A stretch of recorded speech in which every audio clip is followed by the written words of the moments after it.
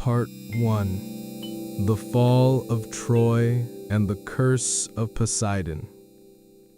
The war was over. For 10 long years, the plains beneath the great walls of Troy had been stained with blood and tears. But on a night of fire and cunning, the city fell, its walls breached by the trick of a great wooden horse, a secret born in the mind of one man.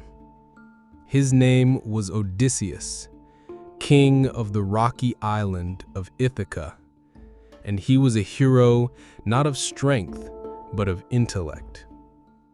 With Troy burning behind him, Odysseus and his weary men turned their ships toward home, longing for the comfort of their families and the quiet peace of the sea. But the sea was not to be quiet. In their pride, the Greeks had angered the gods with their acts of destruction, and the god of the sea, Poseidon, had a particular hatred for Odysseus. For in the course of his travels, Odysseus would blind a great Cyclops, the son of Poseidon, and for this act, a curse was placed upon him. So the journey began. The ships, laden with men and treasure, set out upon the wine-dark sea. Their first stop was the land of the Ciconies, a great raid that ended in tragedy. Then, a terrible storm sent by Poseidon drove them for days until they washed ashore on the land of the Lotus Eaters. There, they found a people who lived in a haze of sweet forgetfulness, eating a magical fruit that made them lose all memory of home and purpose. When Odysseus's men ate the lotus, they refused to return to the ships, and Odysseus was forced to carry them away, bound and weeping, to continue their long voyage. But the greatest peril came when they sailed to the land of the Cyclopses, enormous one-eyed giants. One of them, the fierce Polyphemus, trapped Odysseus and his men in his cave, sealing the entrance with a massive stone. He began to eat Odysseus's men one by one. Thinking quickly, Odysseus offered the giant wine. Polyphemus drank it and fell into a deep sleep. And Odysseus, with the help of his men, blinded the giant with a great, sharpened log.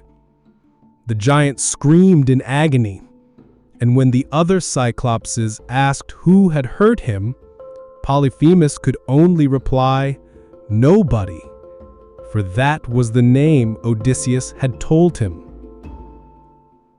Under the cover of night, Odysseus and his remaining men escaped by clinging to the bellies of the giant's sheep as they left the cave. But as they sailed away, Odysseus could not resist calling back, "Tell them it was not nobody, but Odysseus, son of Laertes, who blinded you." This act of pride sealed his fate. Polyphemus prayed to his father Poseidon, and the god of the sea swore that Odysseus would never have a peaceful journey home. Part 2. The Enchanted Islands, Circe, and the Land of the Dead. Departing from the land of the Cyclopes, Odysseus and his men continued on their long journey. Their ships sailed across the sea until they reached the floating island of Aeolus, the king of the winds. Aeolus received them with great hospitality, and when Odysseus prepared to leave, he gave him an incredible gift. He gave him a bag tied with a silver string, in which all the winds that could hinder their journey were locked away. Aeolus left only one, a gentle western wind which was meant to guide them directly to the shores of Ithaca. They sailed for 9 days, and they could already see the lights of their home. But while Odysseus slept, his men, overcome with greed, believed that a great treasure was hidden in the bag. They untied it, and all the winds burst out, unleashing a terrible storm upon them. The waves carried them far from home, and they had to return to Aeolus once more. But this time, the king of the winds refused to help, seeing that Odysseus must be cursed by the gods. After this misfortune, they arrived in the land of the fierce Lastrygonians, giant cannibals. These giants smashed their ships with enormous rocks as if they were children's toys, and ate almost all of Odysseus's companions. Only one ship, Odysseus's own ship, managed to escape. They sailed to the island of Aeaea, where the powerful sorceress Circe lived, the daughter of the sun god Helios. Circe met a part of Odysseus's crew, invited them to a feast, but laced their food with a magical potion. As soon as they tasted it, she touched them with her wand, and they were transformed into pigs. Odysseus, upon learning of this, set off to rescue his men. Along the way, he met the god Hermes, who gave him a magical herb to counteract Circe's charms. He came to her, drank the potion, but did not transform. Circe was amazed and agreed to restore his men to their human form. They spent an entire year on her island, enjoying peace and feasting. But time passed, and they needed to set sail once more. Circe agreed to let them go, but told Odysseus that first he must descend into the land of the dead to learn his destiny from the prophet Tiresias. They sailed to the far shores, to a place where the sun never shines. Odysseus made an offering to the dead, and the souls of the deceased began to gather around him. He met his own mother, who had died of grief while he was away. He met other heroes, Achilles, Agamemnon, who told him of their mournful fate. Finally, the soul of Tiresias appeared. He foretold that Odysseus had many more hardships to face. He warned him not to touch the cattle of the sun god on the island of Thrinacia, and he told him that suitors had taken over his palace back home and wished to marry his wife. Armed with this knowledge, Odysseus and his men left the land of the dead, ready to continue their perilous journey home. Part 3. Deadly Temptations. The Sirens, Scylla, and Charybdis. They returned to Circe's island, and as they prepared to leave, she gave them one last, most crucial piece of advice. She warned them of 3 deadly dangers that lay in their path, each one capable of ending their journey forever. The first danger was the Sirens, half women, half birds, who dwelled on a rocky shore. Their island was strewn with the bones of decayed sailors, yet their singing was so sweet and beautiful that no one could resist it. Circe told Odysseus that the only way to pass them was to plug the ears of all his men with wax.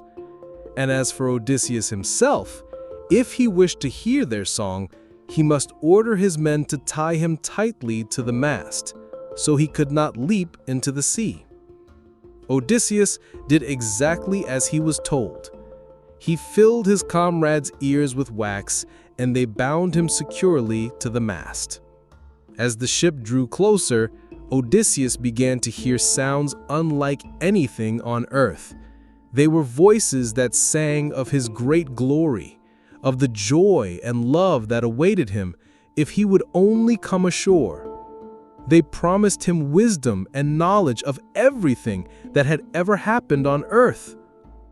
The voices of the Sirens seemed so familiar, so comforting. Odysseus cried out and struggled against his bonds, but his men, hearing nothing, only tightened the ropes. When the ship had passed the island, the voices faded. The men untied Odysseus, and he could once again hear the cries of the gulls and the sound of the waves. He was stunned by the power of their enchantment. But his trials were not over. Ahead of them lay a narrow strait where two monsters lurked on either side. On one side, hidden in a deep cave, lived Scylla, a horrible monster with 6 heads and 12 feet. She roared, and her heads would stretch out from the cave to snatch anyone who sailed past. On the other side was Calypso, who 3 times a day would swallow and spit out the sea waters. This created a monstrous whirlpool that sucked down everything that came near and crushed it into splinters. Circe advised Odysseus to sail closer to Scylla. She said, "It is better to lose 6 men than the entire ship." Odysseus did just that. With great strain, they passed Calypso, but Scylla did not miss her chance. She suddenly thrust out her heads from the cave, and each head snatched one of his best warriors. Odysseus could only watch as his men, screaming in terror, were lifted into the air. No one could help them. Odysseus would never forget that moment. They continued on their way, exhausted and grieving. They reached the island of Thrinacia, where the sacred cattle of the sun god Helios grazed. Odysseus, remembering the warnings of Tiresias and Circe, ordered his men not to touch any of the cows. But a storm trapped them there. They were stuck on the island for a whole month. Their food supplies ran out, and hunger began to slowly kill them. While Odysseus slept, his men, unable to bear the torment, decided to sacrifice some of Helios's cattle, naively believing that the god would forgive them. When Odysseus awoke, he saw that they were cooking the meat of the sacred animals. He was in despair, knowing what wrath this would unleash. And he was right. Helios, upon learning of this, asked Zeus to avenge him, and Zeus agreed. As soon as they set sail, the sky grew dark, and a terrible storm fell upon them. Zeus's lightning bolt struck the ship, and it shattered into splinters. All the men that remained with Odysseus drowned in the churning waves. Odysseus was alone again.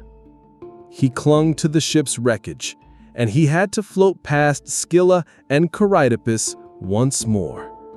And finally, exhausted and alone, he was washed ashore on the island where the nymph Calypso lived. Part 4. In the Realm of the Dead, the Descent into Hades, and the Prophecy of Tiresias. Finally, after many days of sailing, Odysseus and his surviving companions returned to Circe's island. The sorceress, seeing how weary and few of them were left, gave them one last, most dreadful instruction. She told them to descend into the realm of the dead, to receive a prophecy from the great seer Tiresias, who was the only one who could show them the right path home. The journey to the gates of Hades was filled with fear and the unknown. They sailed north to the borders of the ocean and finally reached a dark, misty shore. No sun ever shone there, only an eternal, thick gloom. The creaking of the ship, the groans of the wind, and the ghostly silhouettes of the trees made their hearts beat faster. They went ashore and, following Circe's precise instructions, dug a trench, sacrificed a black sheep and a black ram, and the blood filled the trench. This ritual was necessary to attract the souls of the dead who craved a taste of life. Soon, souls began to gather from all sides.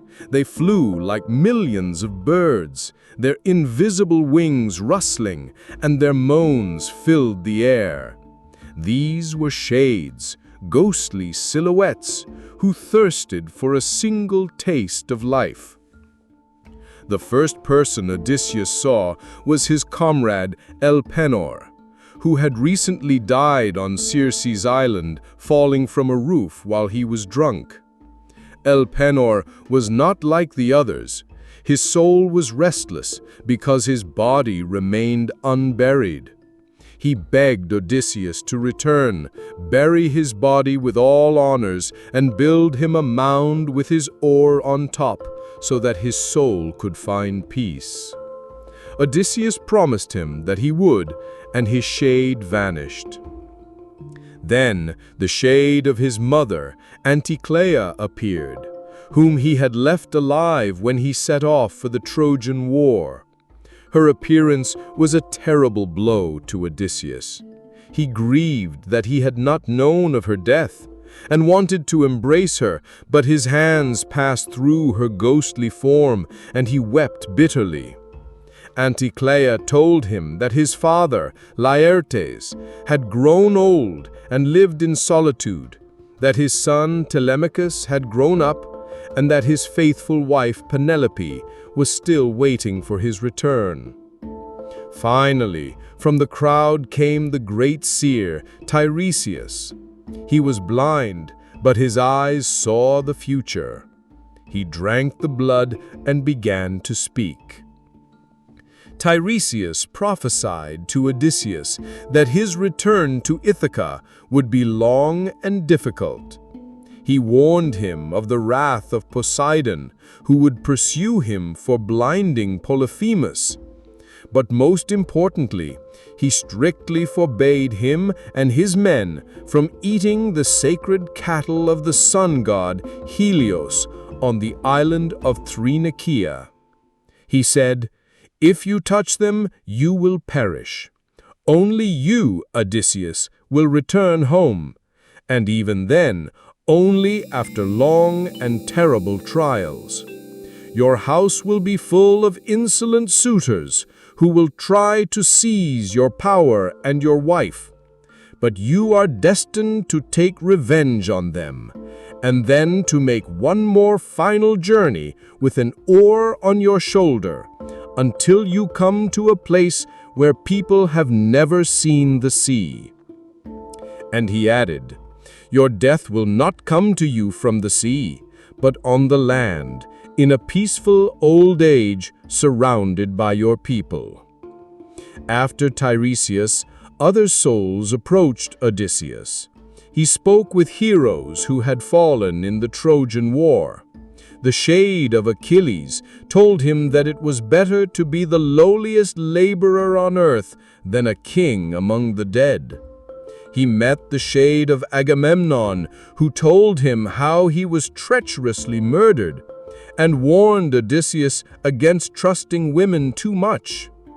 But the most tragic encounter was with Ajax, who refused to speak with him because of their old quarrel. Finally, the horror of the underworld became too great. Odysseus saw the great sinners, such as Sisyphus, who eternally pushed a boulder up a hill, and Tantalus, who stood in water up to his neck and could not drink. He hastily returned to his ship, and they sailed away from the shores of Hades, forever remembering everything they had seen and heard there. They returned to Circe's island, where she gave them her final, most important advice on how to pass the Sirens, Scylla and Charybdis. Part 5. The Deadly Temptations. The Sirens, Scylla and Charybdis. Finally, after returning from Hades, Odysseus and his men were once again on Circe's island. The sorceress met them with a smile, but her eyes were filled with seriousness. She gave them her last, most crucial piece of advice on how to pass 3 deadly dangers that lay ahead. The first danger was the Sirens, half women, half birds, who dwelled on a rocky shore. Their island was strewn with the bones of decayed sailors, yet their singing was so sweet and beautiful that no one could resist it. Circe told Odysseus that the only way to pass them was to plug the ears of all his men with wax, but for Odysseus himself, if he wished to hear their song, she told him to order his men to tie him tightly to the mast so he could not leap into the sea. Odysseus did exactly as he was told. He filled his comrades' ears with wax, and they bound him securely to the mast. As the ship drew closer to the island, Odysseus began to hear sounds unlike anything on earth. They were voices that sang of his great glory, of the joy and love that awaited him if he would only come ashore. They promised him wisdom and knowledge of everything that had ever happened on earth. The voices of the Sirens seemed so familiar, so comforting. Odysseus cried out and struggled against his bonds, shouting to his men to untie him, but they, hearing nothing, only tightened the ropes. When the ship had passed the island, the voices faded. The men untied Odysseus, and he was stunned by the power of their enchantment. But his trials were not over. Ahead of them lay a narrow strait, where 2 monsters lurked on either side. On one side, hidden in a deep cave, lived Scylla, a horrible monster with 6 heads and 12 feet. She roared, and her heads would stretch out from the cave to snatch anyone who sailed past.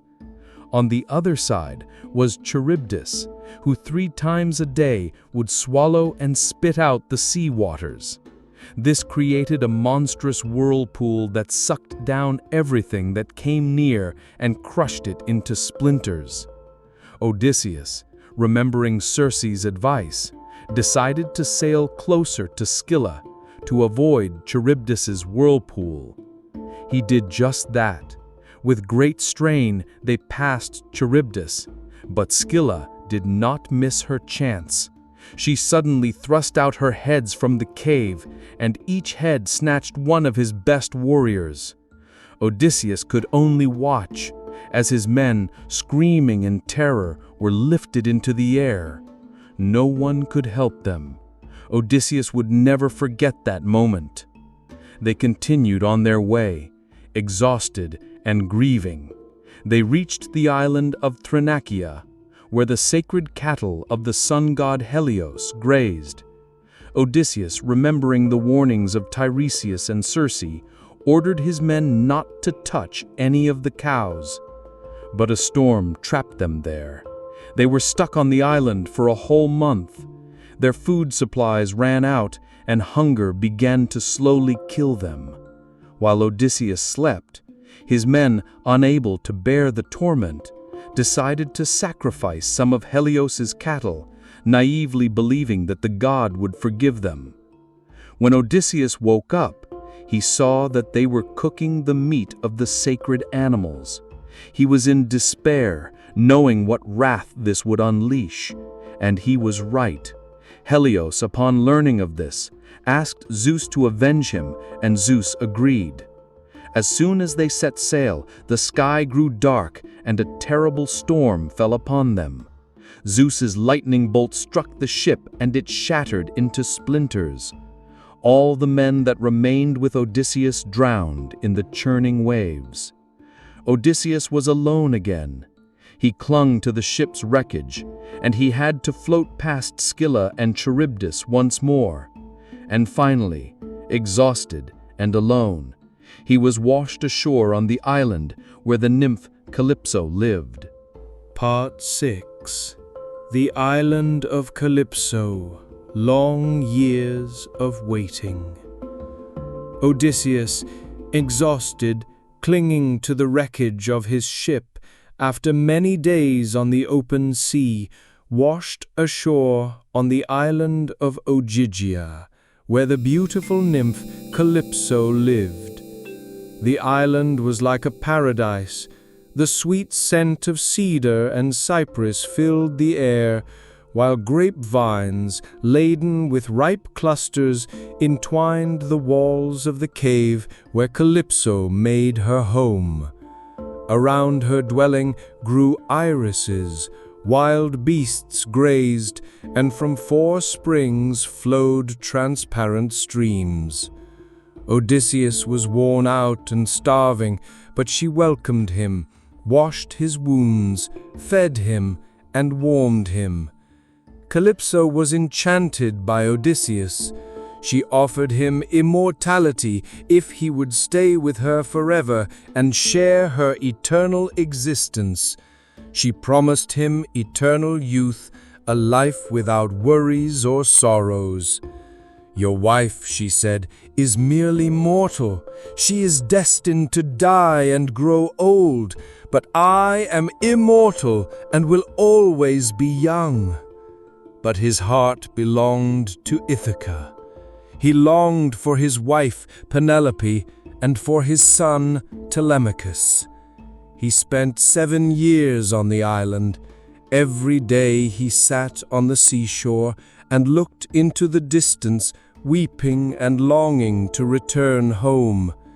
Calypso tried to comfort him, but his eyes were always fixed in one direction, towards the land where his home lay. Finally, the gods on Olympus decided that this could not go on. The goddess Athena, who had always favored Odysseus, appealed to Zeus. "Is it just," she said, "that the wisest of men should simply rot away on an island?" Zeus agreed. He sent the god Hermes to Calypso with an order to release Odysseus. Hermes, swift as the wind, descended to the island, leaving a golden trail behind him. Calypso was saddened, but she could not disobey.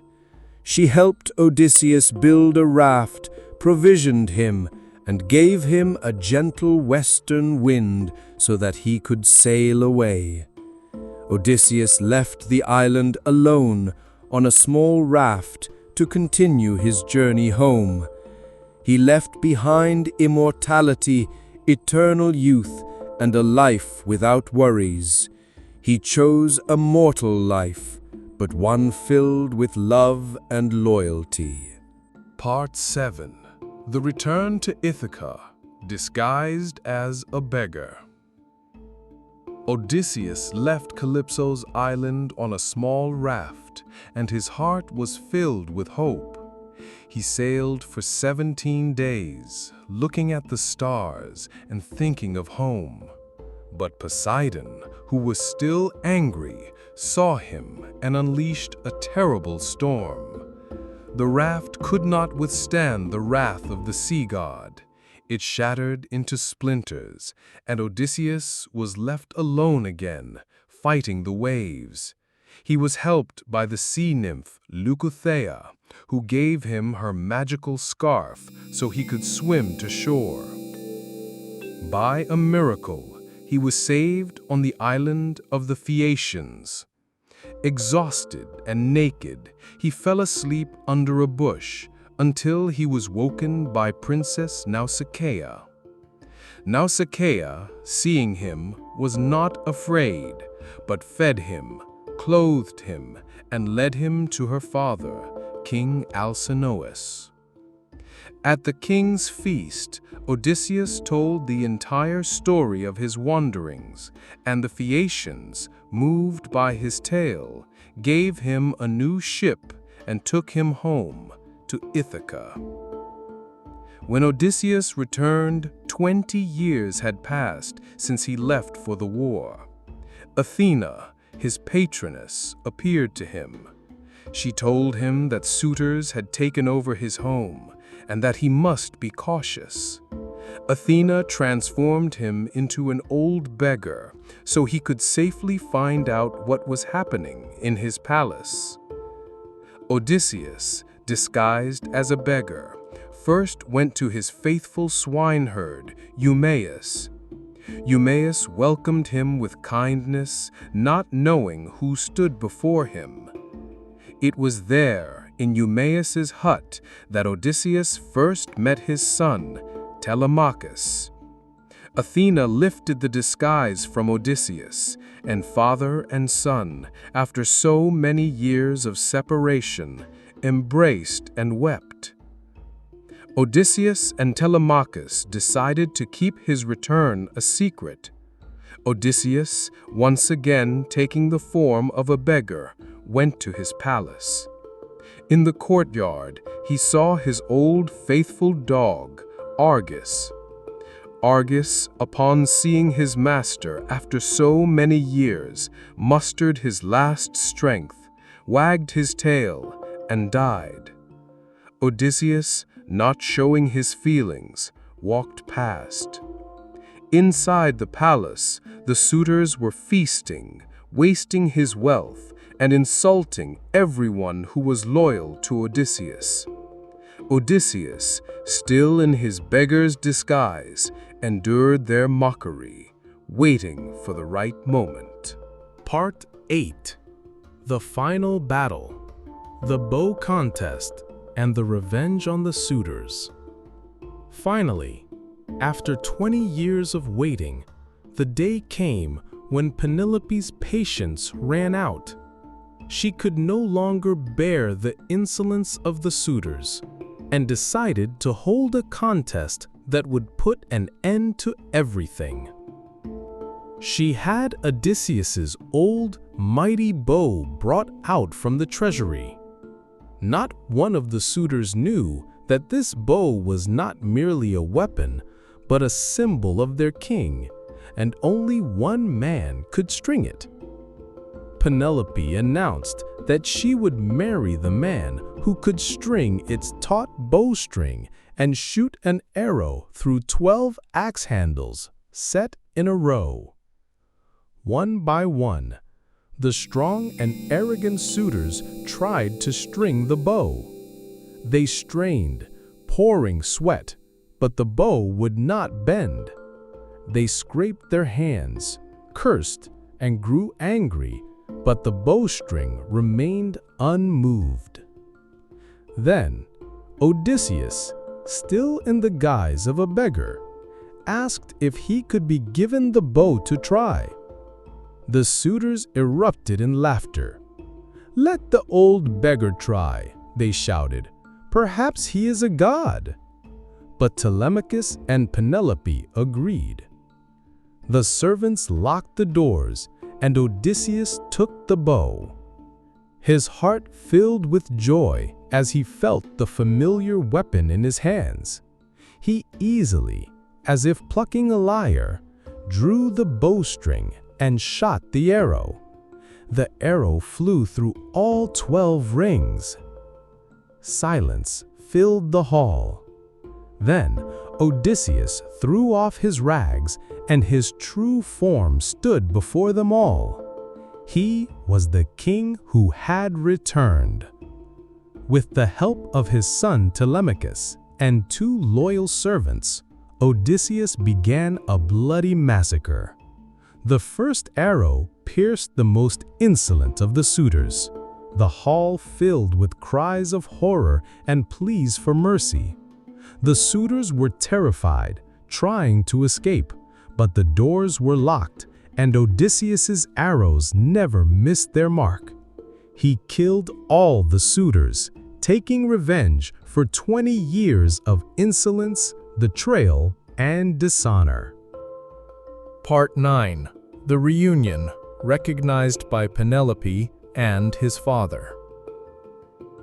After the bloody massacre in the Great Hall, Odysseus and his son Telemachus began to set the palace in order. But the main task was to reunite with his wife, Penelope, who had not seen him in 20 years. Euryclea, the old faithful nurse, rushed to the queen's chambers to tell her the joyful news.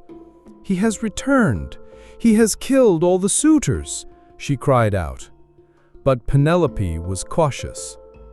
After long years of waiting, she had learned not to trust people, or even the voice of hope. Odysseus, still in the guise of a beggar, went to her chambers. He sat opposite her, but she remained silent, studying his face, trying to find a single familiar feature. Then Penelope decided to give him one last, most important test. She ordered a servant to move the bed out of the bedroom. As soon as she said these words, Odysseus, erupting in indignation, stood up. "It is impossible," he exclaimed. "You do not know that no one can move our bed, because it was made from the trunk of a living olive tree, and the entire room was built around it?" Penelope, hearing this secret that only the two of them knew, was finally convinced. Her heart filled with joy. She rushed into his arms, and they wept, embracing after 20 years of separation. The next day, Odysseus went to see his old father, Laertes, who lived in solitude, grieving for his son. Laertes did not recognize him. Then Odysseus showed him his scar and told him about the trees he had planted for his father in the garden when he was still a child. Laertes, hearing this, embraced his son.